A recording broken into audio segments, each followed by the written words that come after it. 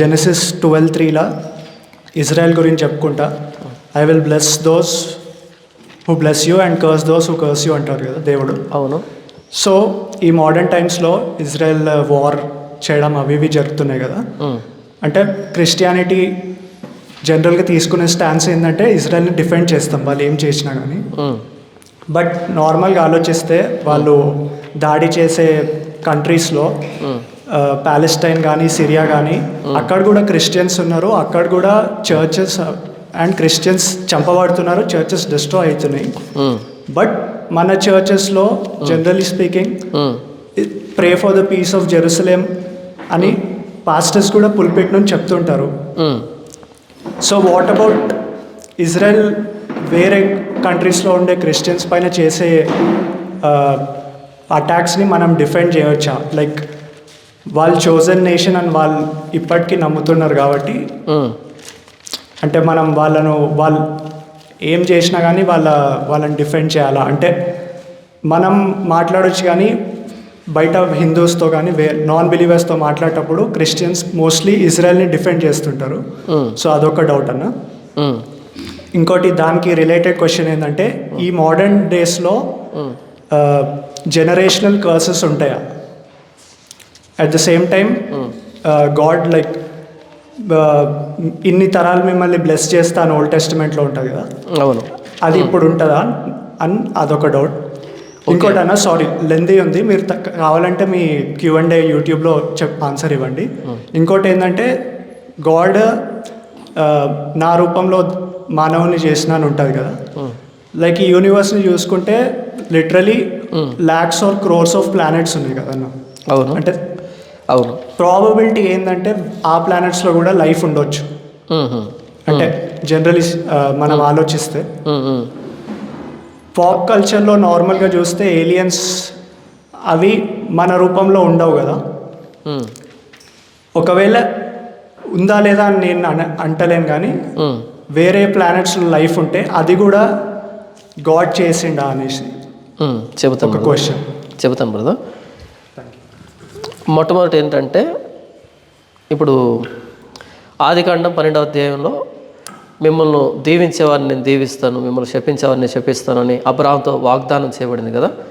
ఆ వాగ్దానం దేనికి సంబంధించిందంటే అబ్రహాము సంతానంలో నుండి వస్తున్నటువంటి ప్రభువైన యేసుక్రీస్తు అని గురించి చెప్పినటువంటి సందర్భం అది. అందుకే మత్తయి సువార్త 1వ అధ్యాయం 1వ వచనంలో అబ్రహాము కుమారుడైన దావీదు కుమారుడైన యేసుక్రీస్తు వంశావళి, అబ్రహాము కుమారుడైన దావీదు కుమారుడైన యేసుక్రీస్తు వంశావళి. అబ్రహాం కుమారుడు ఎవరు? ఇస్సాకు. అబ్రహాం కుమారుడు దావీదు కాదు కదా. దావీదు కుమారుడు ఎవరు?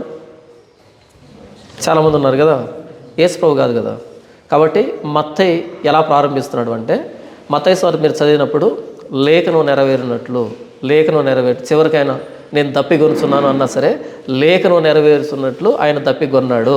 ప్రతి దాని వెనకాల లేఖనం ఇలా నెరవేరింది, ప్రతి దానికి లేఖనం నెరవేరింది అంటూ వ్రాస్తాడు హెబ్రీ ప్రజలకంటే ఇశ్రాయేలుకి మత్తయి గారు. అలా ఆయన మొట్టమొదటి స్టేట్మెంట్ ఏమిస్తాడు అంటే అబ్రహాము కుమారుడైన దావీదు కుమారుడైన యేసుక్రీస్తు వంశావళి. అంటే అబ్రహాం కుమారుడు యేసు ప్రభువు, నెరవేరింది యేసు ప్రభువు అబ్రహాం చేయబడినటువంటి వాగ్దానం అని చెప్తున్నాడు. కాబట్టి నిన్ను దీవించేవాడిని నేను దీవిస్తాను, నిన్ను శపించేవాడిని శపిస్తాను అంటే అది అల్టిమేట్ ఫుల్ఫిల్మెంట్ ప్రభు అయిన యేసుక్రీస్తు వారికి సంబంధించింది. Ultimate fulfilment. అయితే యేసు ప్రభు రానంత వరకు ఇశ్రాయేలుని ఎవరైతే బ్లెస్ చేస్తారో వాళ్ళు దీవించబడ్డారు, ఎవరైతే వారిని ద్వేషిస్తారో వాళ్ళు నాశనం అవుతూ వచ్చారు. మనం ఆదికాండం మొదలుకొని మొత్తం అంతా చూస్తాం ఇశ్రాయేలు జాతి చరిత్రలో. ఎందుకంటే వాళ్ళు ధర్మశాస్త్రం కలిగినటువంటి ధర్మశాస్త్రం కలిగినటువంటి ప్రజను వ్యతిరేకిస్తున్నారు. అంటే వాళ్ళు ఎవరై ఉంటారు? ధర్మశాస్త్రం ఏం చెప్తుంది? నరహత్య చేయకూడదు అని. అలాంటి మాట పట్టుకున్నటువంటి ఆ ప్రజను ఎవడు వ్యతిరేకిస్తాడు? నరహత్య చేసేవాడే వ్యతిరేకిస్తాడు. ధర్మశాస్త్రం పట్టుకున్నటువంటి వారి చేతిలో ఏముంది? నేను తప్ప ఇంకో దేవుడు లేడు, ఉండకూడదు అని రాయబడింది. ఇప్పుడు దాన్ని వ్యతిరేకిస్తున్నటువంటి వాడు ఖచ్చితంగా విగ్రహార్థికుడై ఉంటాడు.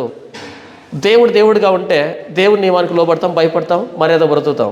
దేవుడిని దేవుడిగా కాకుండా ఇంకొక వస్తువులో చూసినప్పుడు అది మనకేం బోధించదు కాబట్టి మనం మనుషులాగా బ్రతికేదానికి అవకాశం ఉండదు. ఇలా మనం చూస్తున్నప్పుడు ధర్మశాస్త్రం అంతట్లో కూడా ఇశ్రాయేలుకు ఎవరైతే శత్రువులుగా ఉంటారో వాళ్ళు అమానవీయమైనటువంటి లక్షణాల్లో, మృగపు లక్షణాల్లో ఉన్నట్టుగా మనం చూస్తాం. లేవికాండం 18 కానీ 20 కానీ ఈ అధ్యాయాలు మనం చూస్తే ఎన్ని దారుణమైన పనులు వాళ్ళు చేస్తారు అంటే ఆ లిస్ట్ అంతా చెబుతాడు. ఇలాంటి పనులు వాళ్ళు చేస్తారు కాబట్టి వాళ్ళని ఈ దేశం కక్కివేసింది. మీరు కూడా ఇలా చేస్తే మిమ్మల్ని కూడా దేశం కక్కివేస్తుంది అన్నట్టుగా చెప్పబడుతుంది. ఆ కాంటెక్స్లో అంటే నిన్ను ఆశీర్వదించామని నేను ఆశీర్వదిస్తారు అని చెప్పినటువంటి ఆ కాంటెక్స్లో ఇప్పుడున్నటువంటి ఇజ్రాయెల్ దేశాన్ని మనం పెట్టము. యేసు ప్రభు రానంత వరకు ఉన్నటువంటి ఇస్రాయేల్ దేశం వేరు, యేసు ప్రభు వచ్చిన తర్వాత యేసు ప్రభును అంగీకరించినటువంటి నేటి ఇస్రాయేల్ దేశం వేరు. యేసు ప్రభు అంటే వారి విమోచకుడైన ప్రభు అయిన యేసుక్రీస్తు వచ్చేంత వరకు ఉన్న ఇస్రాయేల్ దేశం, ఇస్రాయేల్ జాతి ప్రత్యేకత వేరు. ఈ రక్షకుణ్ణి మోసుకుంటూ తిరిగినటువంటి ఆ జాతి. మోషేని గురించి రాయబడుతూ చెప్పింది ఏంటి అంటే క్రీస్తు నిమిత్తం నింద మంచిదనుకున్నాడు, క్రీస్తు నిమిత్తం హింస మంచిదనుకున్నాడు అని అంటాడు. అందుకని ఐగుప్తు భోగాలన్నీ పక్కన పెట్టి క్రీస్తు నిమిత్తం నింద కోసం ఆయన ప్రయాసపడ్డాడని. ఎప్పుడు ప్రయాసపడ్డాడు క్రీస్తు కోసం మోషే? ఎప్పుడు అంటే ఆ జాతి మోస్తుంది ప్రభు అయిన యేసుక్రీస్తు అని భవిష్యత్ తరానికి అందించడానికి. ఆ జాతి నుంచి ప్రభు అయిన యేసుక్రీస్తు వస్తాడు కాబట్టి ఆ జాతికి సేవ చేస్తున్నాడు, ఆ జాతి కోసం ప్రయాసపడుతున్నాడు. అంటే ఆ జాతి నుంచి ఉద్భవించబోతున్నటువంటి ప్రభు అయిన యేసుక్రీస్తు కోసం శ్రమ అనుభవిస్తున్నాడు అనేటువంటిది. ఆ ప్రభు అయిన యేసుక్రీస్తు వచ్చిన తర్వాత ఆ ప్రభు అయిన యేసుక్రీస్తు సువార్త మొదట వారికే ప్రకటించబడిన తర్వాత, వారి మధ్య విశదీకరించబడి అంత స్పష్టంగా పునరుద్ధానం జరిగిన తర్వాత కూడా ఇంకా కఠినపరుచుకున్నటువంటి ఇశ్రాయేలు విషయం అపోస్తలుడైన పౌలు అంటాడు, మీ నాశనానికి మీరే ఉత్తరవాదులు, మీ నాశనానికి మీరే ఉత్తరవాదులు, నేను అన్ని జనుల దగ్గరికి వెళ్తున్నానని వచ్చేసాడు. కాబట్టి ప్రభు అయిన యేసుక్రీస్తు వారిని ఇశ్రాయేల్ దేశం అంగీకరించి ఉంటే ఈరోజు ఇన్ని కష్టాలు నష్టాలు వాళ్ళు చూడాల్సిన అవసరం లేదు. ఒక దైవజనుడు ఒక మాట చెప్తాడు తన ప్రసంగంలో. అదేంటంటే ఆ వ్యక్తిని మీటింగ్కి పిలిచి ఆ మీటింగ్లో ఒక ఇశ్రాయేల్ వ్యక్తి అడిగాడు. ఏమని అడిగాడు అంటే, ఎందుకు ఇజ్రాయెల్ దేశానికి ప్రతిరోజు నిత్యం యుద్ధాలు జరుగుతున్నాయి? ఇజ్రాయెల్ దేశంలో ఎప్పుడు పిడుగులు పడతాయో, అంటే ఎప్పుడు ఈ బాంబులు పడతాయో తెలియదు వాళ్ళకి. అందుకని వాళ్ళు కట్టుకున్న బిల్డింగ్లు కానీ ఆ అండర్ గ్రౌండ్లో వాళ్ళ బంకర్స్ కానీ చాలా డిఫరెంట్గా ఉంటుంది. ఎందుకని ఇజ్రాయెల్ దేశము ఈ వెపన్స్ పరంగా, మిలిటరీ పరంగా ఇంత డెవలప్ అయిందంటే, ఎవరికి బాగా మజిల్స్ ఉంటాయి, బాగా 6 ప్యాక్ బాడీ ఎవరికి ఉంటుంది, ప్రతిరోజు ఎక్సర్సైజ్ చేసేవాడికి, వాడు అందులో ఆరితేరు ఉంటాడు. ఇజ్రాయెల్ దేశం ఎందుకు అంత మిలిటరీలో అంత డెవలప్మెంట్ అయిందంటే ప్రతిరోజు యుద్ధాలు, ప్రతిసారి యుద్ధాలు, అంతకు పిహెచ్డి చేసింది యుద్ధాల్లో, కాబట్టి అంత బాగా డెవలప్ అయింది. ఎందుకని మిగిలినటువంటి దేశాలు ఇప్పుడు మన దేశం అంతగా డెవలప్ కాలేదు యుద్ధం విషయంలో అంటే, యుద్ధం పడలేదు ఎప్పుడు. ఎందుకని మన పిల్లల్ని మనం బ్యాటిల్ గ్రౌండ్స్లో, యుద్ధ రంగంలో, యుద్ధ మైదానాల్లో మన పిల్లల్ని బలిగా చేసుకోవాల్సి వస్తుంది మన ఇజ్రాయెల్ దేశం? దేవుని ప్రజ కదా మనం అని అడిగితే ఆ క్రైస్తవుడు చెప్పినటువంటి సమాధానం ఏంటంటే, ఆయన కుమారుణ్ణి శిలువ మీద బలర్పించాడు మనందరి కోసం. ఆయన కుమారుణ్ణి అంగీకరించేంత వరకు మన కుమారుల్ని యుద్ధరంగంలో మనం పోగొట్టుకోవాల్సిందే అని సమాధానం చెప్పాడు ఆయన. మీకు అర్థమవుతుందా? ఆ దేవుడు తన కుమారుణ్ణి శిలువ మీద బలిగావించాడు మనందరి పాపాల కోసం. ఆ కుమారుణ్ణి మనం అంగీకరించేంత వరకు యుద్ధరంగంలో మన కుమార్తెలు మనం పోగొట్టుకుంటూ ఉండాల్సిందే. ఇప్పటికీ ఇజ్రాయేలీలో యూదులు చాలామంది ప్రభు అయిన యేసుక్రీస్తు శిలువను అంగీకరించకుండా ఇప్పటికీ ధర్మశాస్త్రం కిందనే బ్రతుకుతూ ఉన్నారు. ధర్మశాస్త్రం నెరవేరిపోయిన యేసును వదిలిపెట్టిన తర్వాత యుద్ధాలు కాకపోతే ఇంకేం వస్తాయి? దాన్ని కాకపోతే ఇంక దేన్ని మనం ఎక్స్పెక్ట్ చేస్తాం? కాబట్టి ఆదికాండం 12వ అధ్యాయంలో చెప్పన్నటువంటి మాట, ప్రభు అయిన యేసుక్రీస్తు శిలువ మీద ప్రాణం పెట్టి తిరిగి లేచినంత వరకే ఆయన సువార్త ఇశ్రాయేల్ దేశంలో ప్రకటించబడి వాళ్ళు అంగీకరిస్తే ఆ బ్లెస్సింగ్లోకి వస్తారు, అంగీకరించకపోతే ఇంకా వాళ్ళ కర్సులోనే ఉన్నారు. ఆ ప్రియకుమారుణ్ణి మనం అంగీకరించేంత వరకు మన కుమారుణ్ణి మనం యుద్ధరంగాల్లో బలి చేసుకోవాల్సిందే అని చెప్పినటువంటి ఆ క్రైస్తవ సమాధానం. ఇకపోతే రెండో ప్రశ్న ఏంటి?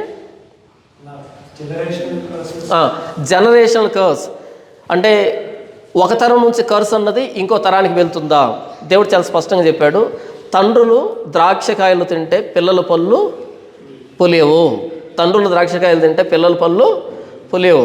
ఆయన పక్షపాతి కాడు, పక్షపాతం లేకుండా ఎవరి క్రియలు చొప్పున వారికి ప్రతిఫలం ఇచ్చే దేవుడు. ఇప్పుడు నేను చేసిన పాపానికి నా కొడుకుని ఆయన శిక్షిస్తే ఆయన పక్షపాతి అవుతాడు. ఆయన న్యాయవంతుడు కాదు, ఆయన పరిశుద్ధుడు కాదు, ఆయన తండ్రి కాజాలడు కదా.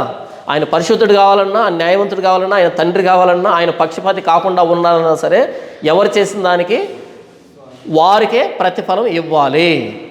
జనరేషన్ కర్స్ అన్నది లేదు, అది ధర్మశాస్త్రం కింద ఉండేది. అది ఎలా ఉండేదంటే మరలా ఆ కర్స్ అందరి మీద పడేది కాదు. ఉదాహరణకి యెరోబాము కుటుంబం అన్నది శపించబడినటువంటి కుటుంబం, అందరు పాపాత్ములే. కానీ అందులో ఒకడికి సమాధి నిర్ణయించాడు, అందులో కుమారుడికి సమాధి నిర్ణయించాడు. కాబట్టి ఏంటంటే మనం అంతెందుకు, కోరహు కుమారులు ఉన్నారు. కోరహు తిరుగుబాటు చేశాడు, కానీ కోరహు కుమారులు బ్రతికారు, వాళ్ళు కీర్తనలు రాశారు. కోరహు కుమారులు సావలేదు. ఎంత ఉపద్రవం వచ్చినా సరే అందులో నీతిమంతులను దేవుడు రక్షించుకుంటూనే వచ్చాడు, ఆ రోజు కానీ ఈ రోజు కానీ. ప్రపంచం ఎంత అల్లకల్లోలంగా ఉన్నా సరే వాడు చేసిన పాపాన్ని బట్టి వాడు పోవాలి, కానీ ఇంకొకడు పాపాన్ని బట్టి ఇంకొకడు పోడు. అలా దేవుడు ప్రాణాన్ని తీసుకోడు. యెహెజ్కేలు గ్రంథం 33లో దేవుడు అంటాడు యెహెజ్కేలు నువ్వు బాకా ఊదాలి, నీ బాకా నాదం విని లోపల ఉన్నటువంటి సిద్ధపడితే ఆ వ్యక్తి సిద్ధపడిన దాన్ని బట్టి రక్షించబడతాడు, తన ప్రాణాన్ని రక్షించుకుంటాడు. ఒకవేళ నువ్వు బాకానాదం ఊదకపోతే, వీళ్ళు చచ్చిపోతే, వాడి పాపాన్ని బట్టి వాడు చచ్చిపోయాడు, కానీ ఎందుకు ఊదలేదని నిన్ను లెక్క అడుగుతాను అన్నాడు. అంటే ఊదినా ఊదకపోయినా, ఊదితే సిద్ధపడితే సిద్ధపాటును బట్టి రక్షించబడతాడు అంతే, మంచోడని కాదు. ఊదకపోతే చచ్చిపోయాడు అనుకో, వాడి పాపాన్ని బట్టి వాడు చచ్చిపోతాడు. అంటే ఖడ్గము ఎవరి మీదకి అలా ఊరకే రాదు, మరణం ఎవరి మీదకి అలా ఊరకే రాదు. దేవుని ప్రణాళిక లేకుండా మన నెత్తి మీద ఒక వెంట్రుకు రాలన్నా ఆయన అనుమతి కావాలి, ఊరకే ప్రాణాన్ని తీయడాయన. జనరేషన్ కర్స్ అన్నది లేదు. అలా మాట్లాడుతున్న వాడికి బైబిల్ అర్థం కాలేదు. ఇకపోతే మూడవది, ఏలియన్స్ ఉన్నారా కదా. ఏలియన్స్ గ్రహాంతర వాసులు ఉన్నారా? ఉన్నారు. హాలీవుడ్ సినిమాల్లో ఉన్నారు. చాలా సినిమాలు వచ్చాయి, చాలా బాగుంటాయి, థ్రిల్లింగ్గా ఉంటాయి, ఎంటర్టైన్మెంట్గా ఉంటాయి, చూడొచ్చు, ఇబ్బంది ఏమి లేదు. అంటే నేను సినిమాలు చూడమని చెప్పట్లేదు, ఏలియన్స్ని చూడాలంటే అక్కడ చూడండి అని చెప్తున్నాను. ఆకాశంలో అయితే లేరు. ఉంటే ఇక్కడ రాసి ఉండే వ్రాయించి ఉండేవాడు దేవుడు. మన జీవితాలు మనకు అర్థం కాకపోతే ఇంకెవరి గురించి ఆలోచించి బుర్రపాటు చేసుకోవాల్సిన అవసరం ఏంటి? ఏలియన్స్ ఉన్నారా అంటే హాలీవుడ్లో ఉన్నారు, కానీ బైబిల్లో ఏలియన్స్ గురించి ఎక్కడా చెప్పబడలేదు. దేవుడు తన స్వరూపంలో తన పోలిక చొప్పున మనల్ని చేశాడని ఇంత అద్భుతంగా రాయబడితే, ఇప్పుడు మనం దేవుని పోలిక దేవుని స్వరూపం బాగున్నామా? బాగున్నా చూడడానికి. కానీ ఏలియన్స్ ఎలాగుంటారు? ఏలియన్స్ ఎలాగుంటారు? అస్సలు బాగోరు కదా, అస్సలు బాగోరు కదా. కాబట్టి అది దేవుని స్వరూపం అని నేను అనుకోవట్లేదు. ఒకరు ఉన్నా సరే అలా ఉండడు దేవుడు, అంత దరిద్రమైన సృష్టిని చేయడు అని నేను అనుకుంటున్నాను. ఏలియన్స్ గురించిన ప్రస్తావన బైబిల్లో ఎక్కడా లేదు. హాలీవుడ్లో సృష్టి, హాలీవుడ్ సృష్టి కదా. స్పైడర్ మ్యాన్ ఉన్నాడా? బ్యాట్మ్యాన్ ఉన్నాడా? మాస్క్ మ్యాన్ ఉన్నాడా? ఐరన్ మ్యాన్ ఉన్నాడా? లేరు కదా. హాలీవుడ్లో ఉంటారు వీళ్ళంతా. కాబట్టి ఈ మ్యాన్లందరూ ఎలా సృష్టించారో అలా హాలీవుడ్లో వాళ్ళు సృష్టించుకున్నటువంటి ఇవన్నీ తప్ప బైబిల్ వీటిని గురించి ఏమాత్రం మాట్లాడలేదు. ఒకవేళ మానవ సృష్టి ఉంటే మనలాగే ఉండాలి. నరులకు నివాసయోగ్యమైన భూగోళము అని రాయబడింది యోబు గ్రంథంలో. నరులకు నివాసయోగ్యమైన భూగోళం. ఈ భూమిని దాటిన తర్వాత ఉన్నటువంటి కండిషన్స్ని ఎక్స్ట్రీమ్ కండిషన్స్ అంటారు. ఎక్స్ట్రీమ్ భూమికి పక్కన ఉన్నటువంటి చంద్రుడి మీదకి వెళ్ళాలంటేనే ఈ ఆస్ట్రోనాట్స్ అది వేసుకొని వెళ్ళాలి, అంత కష్టంగా ఉంటే మరి లక్షల కాంతి సంవత్సరాల దూరంలో ఉండేటువంటి, లైట్ ఇయర్స్ దూరంలో ఉండేటువంటి వాళ్ళు ఉన్నారా లేరా, వాళ్ళు ఎందుకు ఉంటారు, ఏంటి పరిస్థితి, ఇదంతా కూడా బైబిల్ చెప్పలేదు. ఇది మానవ సృష్టి మాత్రమే, బైబిల్ దీన్ని సమర్థించదు.